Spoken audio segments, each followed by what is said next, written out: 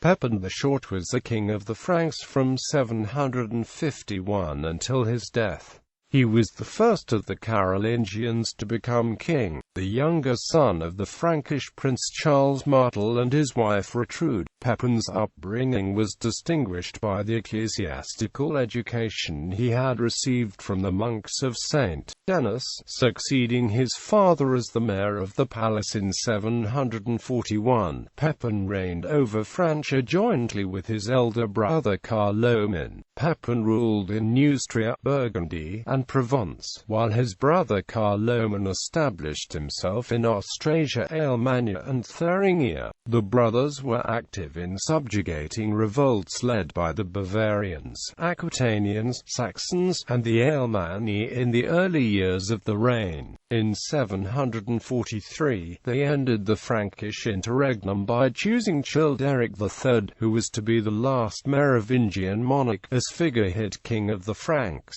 Being well disposed towards the Church and papacy on account of their ecclesiastical upbringing, Pepin and Carloman continued the father's work in supporting St. Boniface in reforming the Frankish Church and evangelizing the Saxons. After Carloman, who was an intensely pious man, retired to religious life in 747, Pepin became the sole ruler of the Franks. He suppressed a revolt led by his half-brother Grifo, and succeeded in becoming the undisputed master of all Francia, giving up pretense. Pepin then forced Childeric into a monastery and had himself proclaimed king of the Franks with support of Pope Zachary in 751.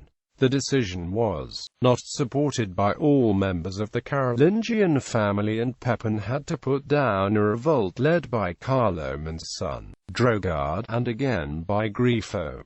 As king, Pepin embarked on an ambitious program to expand his power. He reformed the legislation of the Franks and continued the ecclesiastical reforms of Boniface. Pepin also intervened in favor of the papacy of Stephen II against the Lombards in Italy. He was able to secure several cities which he then gave to the Pope as part of the donation of Pepin. This formed the legal basis for the Papal States in the Middle Ages. The Byzantines, keen to make good relations with the growing power of the Frankish Empire, gave Pepin the title of Patricius. In wars of expansion, Pepin conquered Septimania from the Islamic Umayyads, and subjugated the southern realms by repeatedly defeating Wafer of Aquitaine and his Basque troops, after which the Basque and Aquitanian lords saw no option but to pledge loyalty to the Franks. Pepin was, however, troubled by the relentless revolts of the Saxons and the Bavarians. He campaigned tirelessly in Germany, but the final subjugation of these tribes was left to his successors. Pepin died in 768 and was succeeded by his sons Charlemagne and Carloman. Although unquestionably one of the most powerful and successful rulers of his time, Pepin's reign is largely overshadowed by that of his more famous son. Assumption of power. Pepin's father Charles Martel died in 741. He divided the rule of the Frankish kingdom between Pepin and his elder brother, Carloman. His surviving sons by his first wife, Carloman, became mayor of the Palace of Austrasia. Pepin became mayor of the Palace of Neustria. Grifo, Charles's son by his second wife, Swanahild, demanded a share in the inheritance, but he was imprisoned in a monastery by his two half-brothers. In the Frankish realm, the unity of the kingdom was essentially connected with the person of the king. Sir Carloman, to secure this unity, raised the Merovingian Childeric to the throne. Then in 747 Carloman either resolved to or was pressured into entering a monastery. This left Francia in the hands of Pepin as sole mayor of the palace and dux princeps Francorum. At the time of Carloman's retirement, Grifo escaped his imprisonment and fled to Duke Odilo of Bavaria, who was married to Hiltrud, Pepin's sister. Pepin put down the renewed revolt led by his half-brother and succeeded in completely restoring the boundaries of the kingdom. Under the reorganization of Francia by Charles Martel, the dux princeps Francorum was the commander of the armies of the kingdom, in addition to his administrative duties as mayor of the palace, and specifically commander of the standing guard, which Charles Martel had begun maintaining year-round since the Battle of Toulouse in 721. First Carolingian king. As mayor of the palace, Pepin was subject to the decisions of Childeric III, who had only the title of king but no power. Since Pepin had control over the magnates and actually had the power of a king, he now addressed to Pope Zachary a suggestive question. In regard to the kings of the Franks who no longer possess the royal power, is this state of things proper? Hard pressed by the Lombards, Pope Zachary welcomed this move by the Franks to end an intolerable condition and lay the constitutional foundations for the exercise of the royal power. The Pope replied that such a state of things is not proper, that de facto power is more important than the de jure power. After this decision, the throne was declared vacant. Childeric III was deposed and confined to a monastery.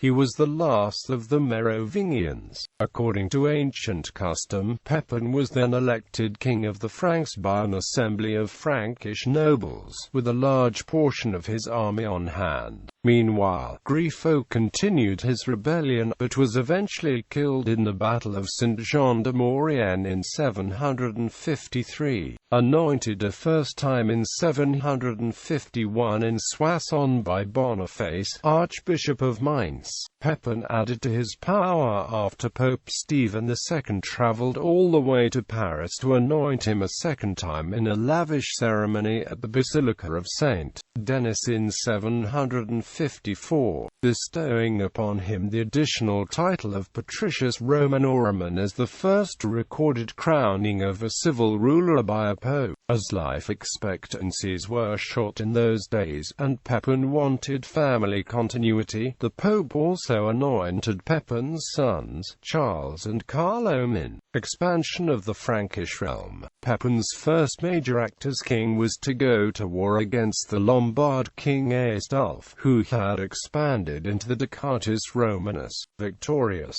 he forced the Lombard king to return property seized from the church. He confirmed the papacy in possession of Ravenna and the Pentapolis, the so-called donation of Pepin, whereby the papal states were established and the temporal reign of the papacy began.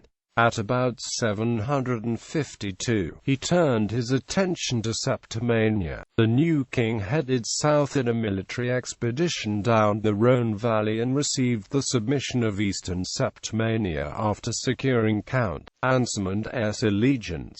The Frankish king went on to invest Narbonne, the main Umayyad stronghold in Septimania, but could not capture it from the Iberian Muslims until 7 years later in 759, when they were driven out to Hispania. However, Aquitaine still remained under Wafer's Basque Aquitanian rule out of Frankish reach. Wafer appears to have confiscated church lands, maybe distributing them among his troops. In 760, after conquering the Roussillon from the Muslims and denouncing Duke Wafer's actions, Pepin moved his troops over to Toulouse and Albi, ravaged with fire and sword most of Aquitaine, and, in retaliation, counts loyal to Wafer ravaged Burgundy. Pepin, in turn, attacked the Aquitanian-held Clermont and Bourbon, defended by Wafer's Basque troops, who were overcome, captured and deported into northern France with the children and wives. In 763, Pepin advanced further into the heart of Wafer's domains and captured major strongholds, after which Wafer counterattacked and war became bitter. Pepin opted to spread terror, burning villas, destroying vineyards and depopulating monasteries. By 765, the brutal tactics seemed to pay off for the Franks, who destroyed resistance in central Aquitaine and devastated the whole region. As a result, Aquitanian nobles and Basques from beyond the Garonne too saw no option but to accept a pro-Frankish peace treaty. Wafer escaped but was assassinated by his own frustrated followers. Legacy: Pepin died during a campaign in 768 at the age of 54. He was interred in the church of St.Denis. His wife Bertrada was also interred there in 783. Charlemagne rebuilt the basilica in honor of his parents and placed markers at the entrance. The Frankish realm was divided according to the Salic law between his two sons, Charlemagne and Carloman I. Historical opinion often seems to regard him as the lesser son and lesser father of two greater men, though a great man in his own right. He continued to build up the heavy cavalry which his father had begun. He maintained the standing army that his father had found necessary to protect the realm and formed the core of its full army in wartime. He not only contained the Iberian Muslims as his father had, but drove them out of what is now France and, as important, he managed to subdue the Aquitanians and the Basques after 3 generations of on-off clashes, so opening the gate to central and southern Gaul and Muslim Iberia. He continued his father's expansion of the Frankish Church and the institutional infrastructure that would prove the backbone of medieval Europe. His rule, while not as great as either his father's or sons, was historically important and of great benefit to the Franks as a people. Pepin's assumption of the crown, and the title of Patrician of Rome, were harbingers of his son's imperial coronation, which is usually seen as the founding of the Holy Roman Empire. He made the Carolingians de jure what his father had made them de facto, the ruling dynasty of the Franks and the foremost power of Europe. While not known as a great general, he was undefeated during his lifetime. Family: Pepin married Liutberga from the Danube region. They had 5 children. She was repudiated some time after the birth of Charlemagne and her children were sent to convents.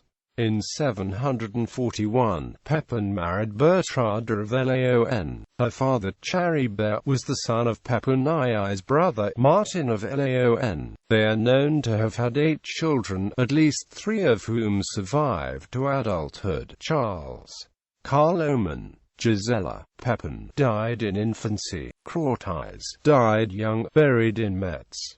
Adelaide died young, buried in Metz. 2 unnamed daughters.